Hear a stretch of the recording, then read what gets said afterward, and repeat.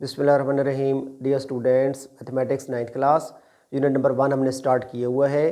Basically हम exercise 1.1 से related definitions को डिस्कस कर रहे हैं। कल हमने मैट्रिक्स को डिफ़ाइन किया था। आज हमारा टॉपिक है ऑर्डर ऑफ अ मैट्रिक्स, कि किसी भी मैट्रिक्स के ऑर्डर को कैसे फाइंड किया जाता है। तो डियर स्टूडेंट्स, याद रखना, किसी भी मैट्रिक्स का ऑर्डर फाइंड करना हो तो गिवन मैट्रिक्स की रोज़ को भी हमने काउंट करना होता है और गिवन मैट्रिक्स के कॉलम्स को भी हमने काउंट करना होता है। नंबर ऑफ़ रोज़ और number of columns specifies the order of a matrix. For example, अगर हमारे पास कोई मैट्रिक्स है ए, सपोज एक मैट्रिक्स हमने ए ले लिया, ठीक है। उसकी एंट्रीज हमने पुट कर दी 0, 8, 15, 6, 9, 12 और हमने इन एंट्रीज़ को स्क्वायर ब्रैकेट्स में क्लोज कर दिया, तो जो फॉर्मेशन हमारे पास हासिल हुई इसको मैट्रिक्स बोलते हैं।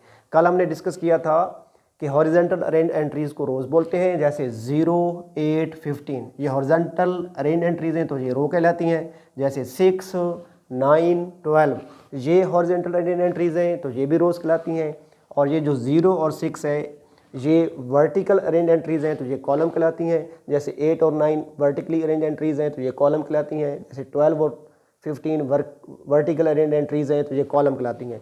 तो basically order of a matrix में हमने उस मैट्रिक्स की नंबर ऑफ़ रोज़ और नंबर ऑफ़ कॉलम्स को बताना होता है। तो सबसे पहले हम देखेंगे कि गिवन मैट्रिक्स में नंबर ऑफ़ रोज़ कितनी है। तो अगर आप गौर से देखें तो गिवन मैट्रिक्स में जो हम डिस्कस कर रहे हैं उसमें रोज़ जो है वो 2 है। फर्स्ट रो की एंट्रीज़ हैं 0, 8, 15, सेकंड रो की एंट्रीज़ हैं 6, 9, 12, तो 2 रोज़ हो गई।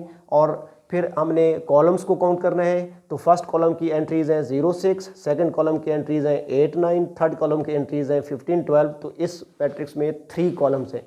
तो जब हम इसका ऑर्डर फाइंड करेंगे तो हम राइट करेंगे order of matrix A is equal to, सबसे पहले यहाँ पे नंबर ऑफ रोज राइट करेंगे।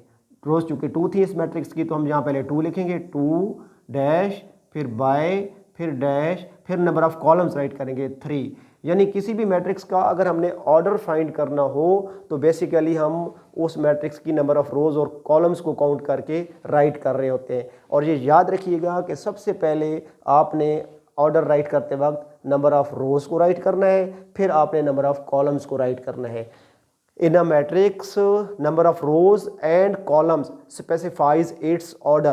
If a matrix M has M rows and N columns, then M is said to be of order M by N. यानी basically हमने order of a matrix में number of रोज और number of columns को count करना होता है। सबसे पहले हम नंबर ऑफ रोज को राइट करते हैं, फिर नंबर ऑफ कॉलम्स को राइट करते हैं।